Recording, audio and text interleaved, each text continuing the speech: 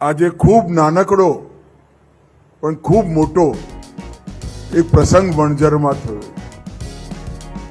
73ના પૂરમાં જેમનું બધું જ ઉજળી ગયું, એ વખતની સરકારે અહીંયા કેટલાક પરિવારો સાબરમતી પૂરના પુનર્વસનના પેઠે વણઝરમાં વસાયા. વસાવાનું કામ તો થઈ ગયું, વસીએ ગયા, પેઢીઓ સુધી રહ્યા. 73 થી 2000 મોટા મોટા 25 વર્ષ અને 2000 થી 2025 બીજા 25 વર્ષ, 50 વર્ષ આ લોકો રહ્યા. પણ એ પ્લોટની માલિકી કોઈ ને કોઈ કારણોથી અટકી ગઈ. હું ખરેખર આના માટે આપણા ધારાસભ્ય અમિતભાઈ ઠાકરને હૃદયપૂર્વક અભિનંદન આપવા માંગુ છું કે એક સંવેદનશીલ જનપ્રતિનિધિનું ઉદાહરણ એમને બેઠાડ્યું. એમને કહ્યું અમિતભાઈએ આમ કર્યું, અમિતભાઈએ તેમ કર્યું, બધું બોલ્યા માઇકમાં. મેં તો મારી જોડે આવ્યા હોય તો 2 ફોન કરી આપ્યા હોય, પણ ફાઇલ એવું પ્રાણી છે જેની પાછળ પડ્યા વગર કોઈ દાડો અંજામ સુધી ના પહોંચે. અને ફાઇલને અંજામ સુધી પહોંચાડવાનું કામ અમિતભાઈએ કર્યું છે.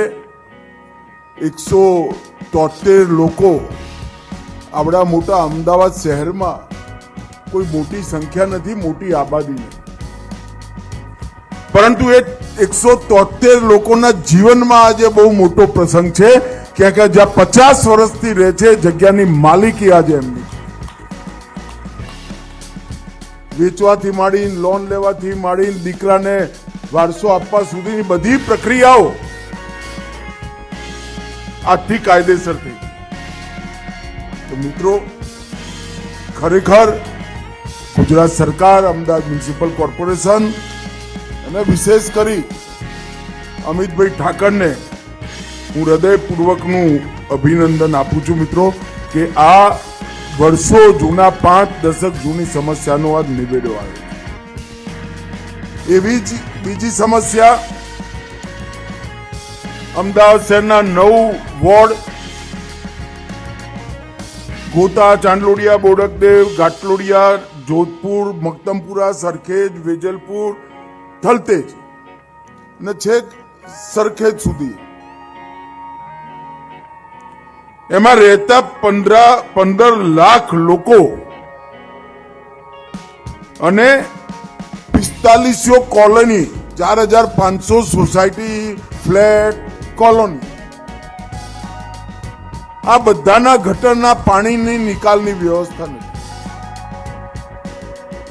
કોઈની ઈચ્છા નથી એવું નતું, કરવા નતું માંગતું એવું એ નતું, પરંતુ આખું ક્ષેત્ર વસતા 2000 થી લઈ 2025 સુધી ગામડાઓ જઈ શહેર બની.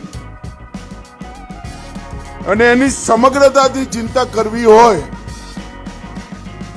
તો ખૂબ મોટું બજેટ પણ જોઈએ અને લાંબો સમય પણ. ક્યારનો પ્રશ્ન ચાલતો હતો, સેલા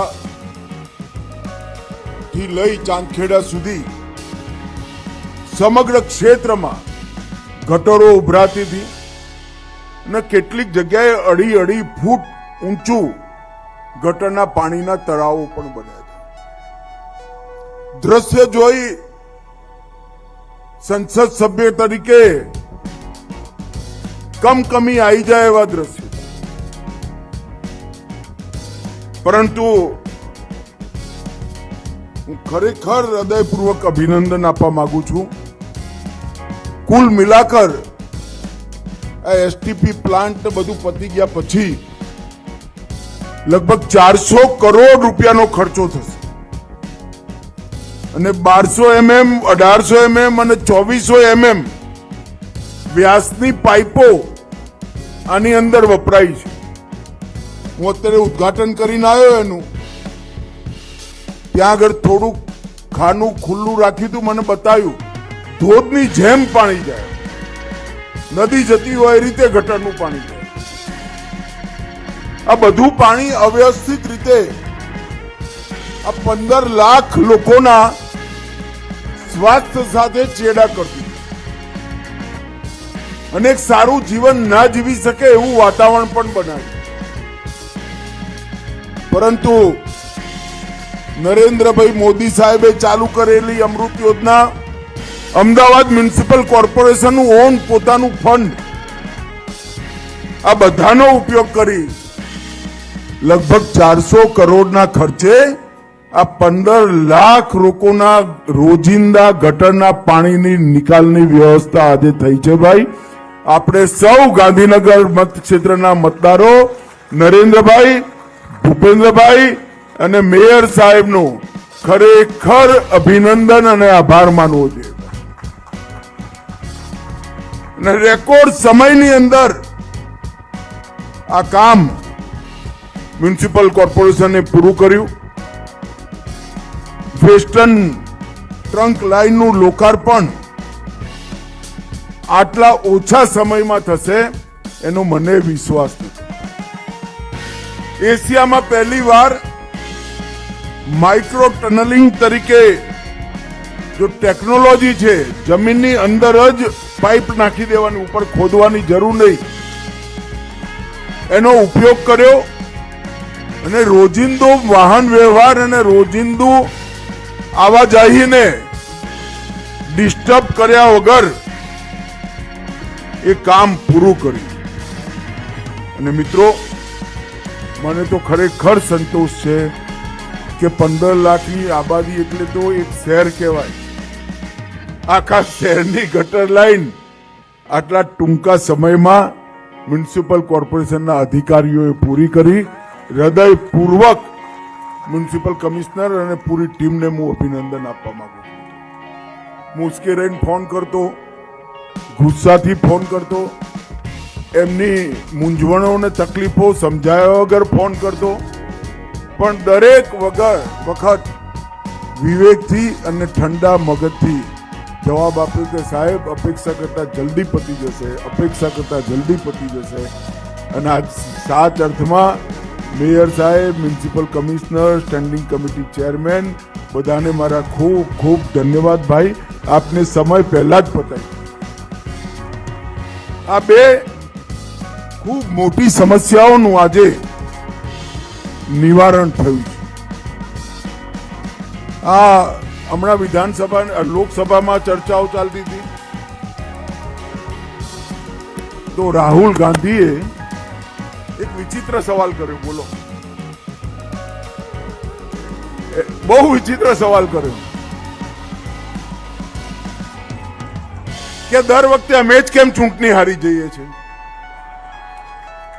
હવે સવાલ કરવાનો તો તમને બધાને, અને સવાલ કરી દીધો મને. પણ રાહુલ બાબાનો મારે વિનંતી છે કે આ બે કાર્યક્રમો સમજી લો તો તમને ખબર પડશે કે દર વખતે તમે કેમ ચૂંટણી હારી જાઓ છો. આ 1973માં તમને જેને વસાયા હતા એને શોધીને આજે સનદ કરવાનું આપવાનું કામ નરેન્દ્ર મોદીની પાર્ટીએ.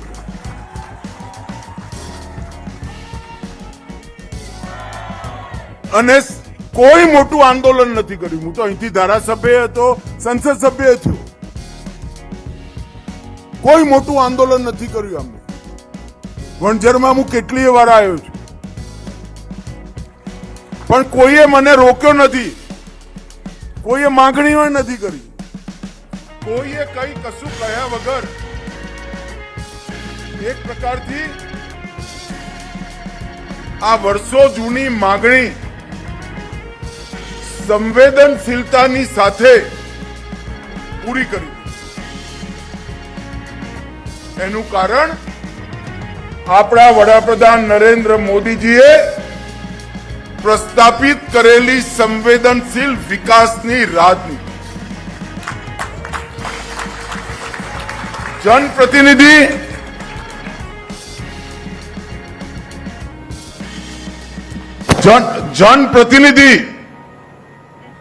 એની જવાબદારી અને જનતા માગણી કરે કે ના કરે એની સમસ્યાનું નિવારણ આ અદ્ભુત કાર્ય સંસ્કૃતિ નરેન્દ્ર મોદી સાહેબે ગુજરાતમાં ઊભી કરી અને સમગ્ર દેશમાં ફેલાવી.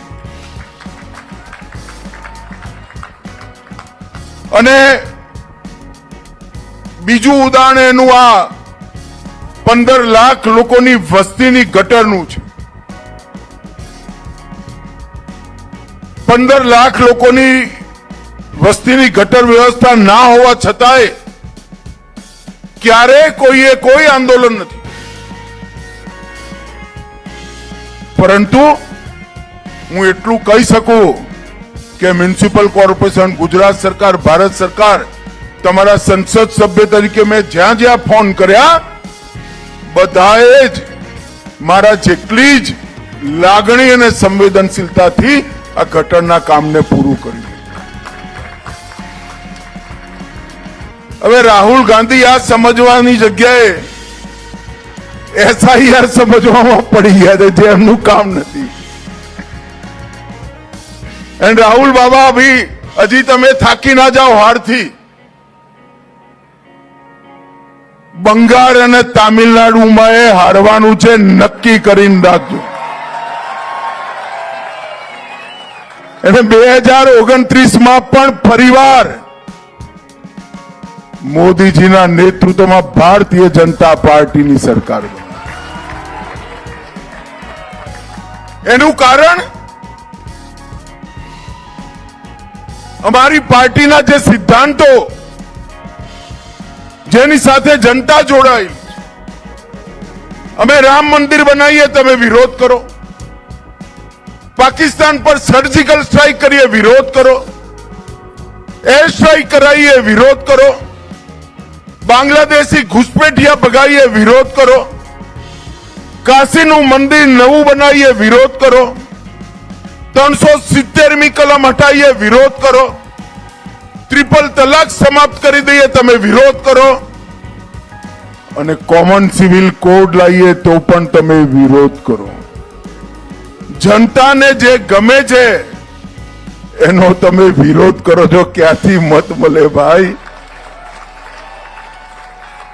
પરંતુ રાહુલ બાબાને સમજાવવાની ક્ષમતા મારી એ નથી. જેને પોતાના પાર્ટીવાળા ના સમજાઈ શકે એને વિરોધ પક્ષમાં ક્યાંથી સમજાઈ શકીએ ભાઈ? પરંતુ મિત્રો, આજે મને ખરેખર સંતોષ છે કે નરેન્દ્રભાઈએ જે કાર્ય સંસ્કૃતિ ચાલુ કરી, વિકાસની રાજનીતિ ચાલુ કરી અને સંવેદનશીલ જનપ્રતિનિધિઓની પરંપરા ઊભી કરી, એનું ગુજરાતમાં ખૂબ સુંદર રીતે અનુસરણ થઈ રહ્યું છે. હું ભૂપેન્દ્રભાઈ, મેયર સાહેબ અને વણઝરની આ સમસ્યાના નિવારણમાં અંત સુધી જેમને પરિશ્રમ કર્યો એ અમિતભાઈ ઠાકર ત્રણેયને અભિનંદન આપી મારી વાત પૂરી કરું છું.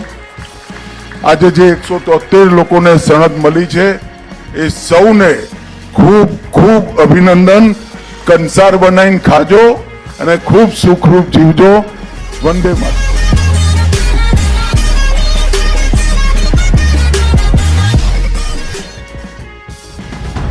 आगे की न्यूज के लिए वीडियो को लाइक कीजिए और चैनल को सब्सक्राइब कीजिए।